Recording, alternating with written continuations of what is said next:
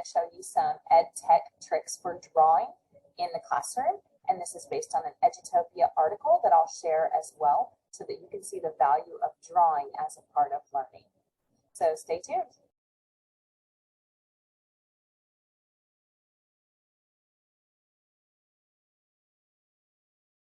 Let's start our EdTech drawing journey by taking a look at NEARPOD. Now, NEARPOD does a lot, and it does some really great interactive things. But for the purpose of this, we're just going to look at the DRAWIT feature. So I can either create using this button here, or I can create at the top.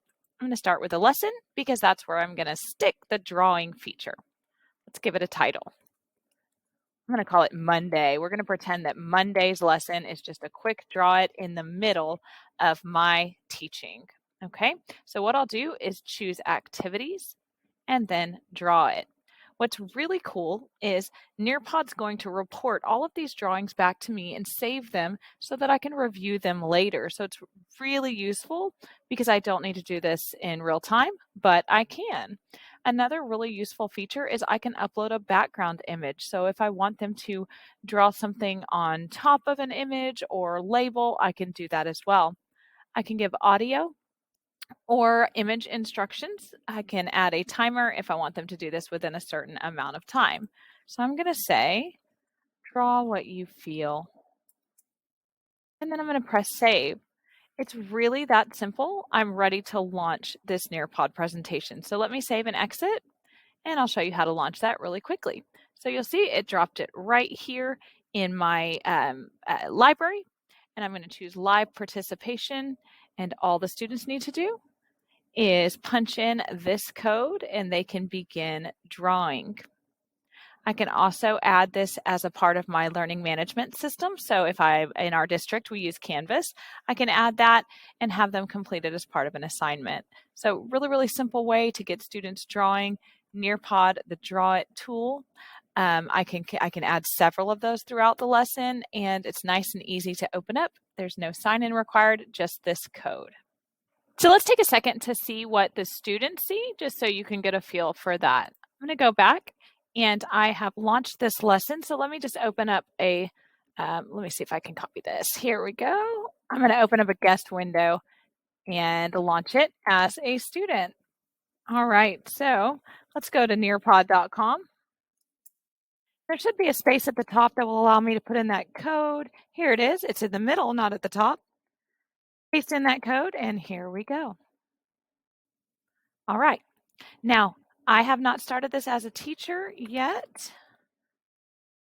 I'm going to put my student name in, and here we go. Actually, I lied. I had started it as a teacher, but no big deal. Let's take a look at these tools. So I've got a pencil tool here that I can use to draw.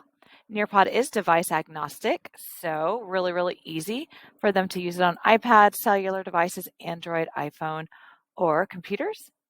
They can add text. Here's my eraser. And last but not least, they can add images. Pretty quickly. And then they'll just press submit, and that is done. So let me minimize here. Let's go back to the teacher view.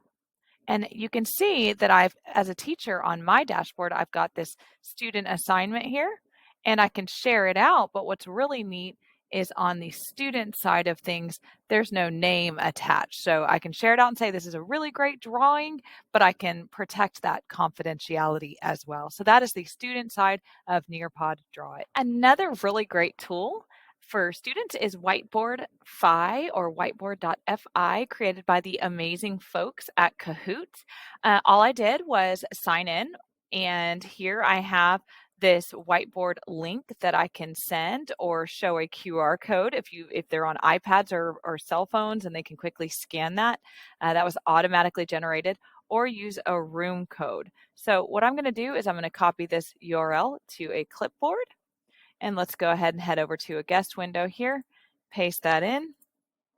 And now we have a way, I forgot to type in my name. There we go, to join our teacher's class. Really quick and easy. And now there is a board for me to draw.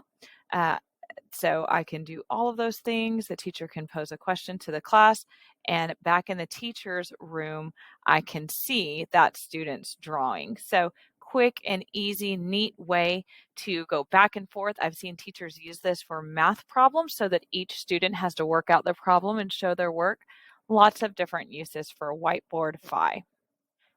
Another great option for students to draw is basic PowerPoint. This Draw tab is available in both the desktop version of PowerPoint and Office 365. So I am in the Office 365 version. You'll notice when I clicked the Draw tab, I've got some draw options, and I can click on those to see a few different colors. If I can get this drop, there we go. I can change the thickness, I can change the colors. There's a few pen options here. And I can change those colors as well. And I can erase. And the cool part about this is I can continue to add slides and add drawings as part of my learning experience. I can also click the share button on the right-hand side to turn this into my teacher. I would just copy the link, adjust your access, make sure that you disallow editing. And now I can share this link with my teacher so that I can showcase my drawings or show her what I'm thinking as I'm drawing through the learning.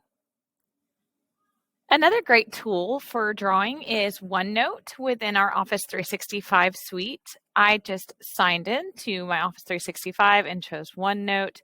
Teachers can set up a class notebook so that they can see student drawings, and we can show you more about that. But let's look at this notebook to start. So I'm just going to title it My Class Art and create. Now this functions just like a binder with dividers. If you can visualize that, that's what OneNote looks like. Within OneNote, there is also a Draw tab, so students can create sections, and then they can begin to add pages for each of their drawings. Then they'll just choose the Draw tool, and they've got lots of different options here that they can use to create their art. They can also share this page by copying a link to this page. So if they want to showcase something, all they need to do is share that link with their teacher, and their teacher can present from there. So aside from PowerPoint, OneNote is also a really great option. So I hope you've enjoyed these EdTech tips for drawing in your classroom. Feel free to share more of these ideas with us so that we can pass those along to really great teachers doing really great things. Thanks. Bye.